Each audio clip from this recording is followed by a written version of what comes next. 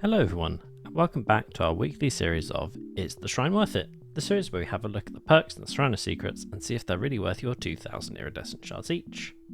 This week we have a pretty damn good shrine. I'm going to give this one a 7 out of 10. We have perks from the Nemesis, the Onryo, Yui, and Gabriel. Those perks are Hysteria, Merciless Storm, Lucky Break, and Troubleshooter. Let's get into the survivor perks first. Our first survivor perk is Lucky Break. Lucky Break activates anytime you are injured. While Lucky Break is active, you won't leave trails of blood or scratch marks for a total of 60 seconds. While healthy, for each 1 second spent healing other survivors, increase Lucky Break's duration by 1 second.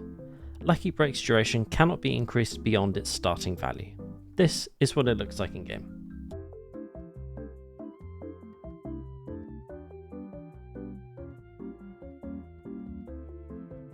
I'm going to give Lucky Break a 6 out of 10. I don't think it's particularly strong, but it's definitely not a weak perk. It is a really good perk if you don't like long chases and you like to do the sort of stealthy play. Once you get hit, it's very hard once you break line of sight of the killer for them to be able to follow you around the map. Whether you think it's strong or weak, it is from Yui, and Yui is maybe the only disappointing character in this week's shrine, because Yui is not licensed, so that means you should absolutely not pick it up from the shrine this week. Instead, buy Yui and get all 3 of her perks instead. Our next survivor perk is Troubleshooter. When you are chased by the killer, Troubleshooter activates. You see the aura of the generator with the most progress, and you see the aura of the killer for 6 seconds after dropping a pallet. The effect lasts 10 seconds after being chased and then deactivates. This is what it looks like in game.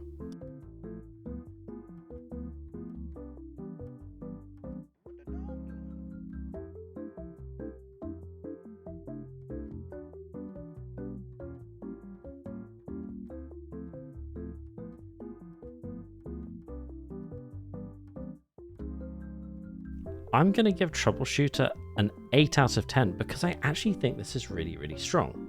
On first glance, Troubleshooter doesn't seem that strong, but actually seeing the generator with the most progress means that is the generator that most people are going to be working on, so you can stay well away from that. In essence, it gives you Bond for free. On top of that, the 6 seconds after dropping a pallet, that makes any loop so much stronger for you as a survivor. That gives you so much information. So basically you're getting a weaker version of 2 perks but in 1 perk, which makes it actually pretty damn strong. Whether you think this is strong or not though, it is from Gabriel, and Gabriel is a relatively new-ish survivor, but it's definitely much more worth it to go and pick Gabriel up in full and get all 3 of his perks rather than picking this up in the shrine. Let's move on to our very strong selection of killer perks. Our first killer perk is Merciless Storm. When a generator reaches 90% progression, survivors working on that generator will be faced with continuous skill checks. If they miss or stop repairing the generator will be blocked by the entity for 20 seconds. This is what it looks like in game.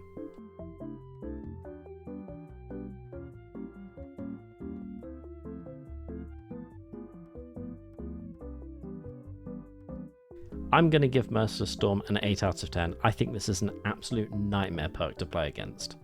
This perk only gets stronger with the more people on the generator, which means there's a higher chance of it failing and the entity stopping it for 20 seconds.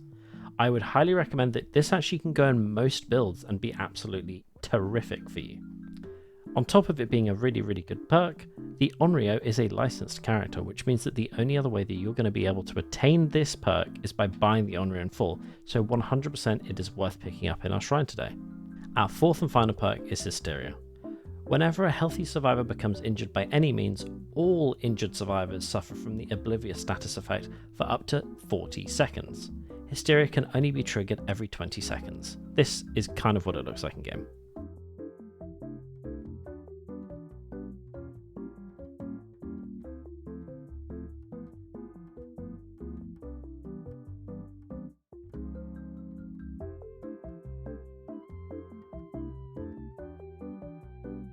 This is a really tricky perk to show, but I'm going to give this one a 9 out of 10 because it used to be and probably still can be incredibly meta on so many killers.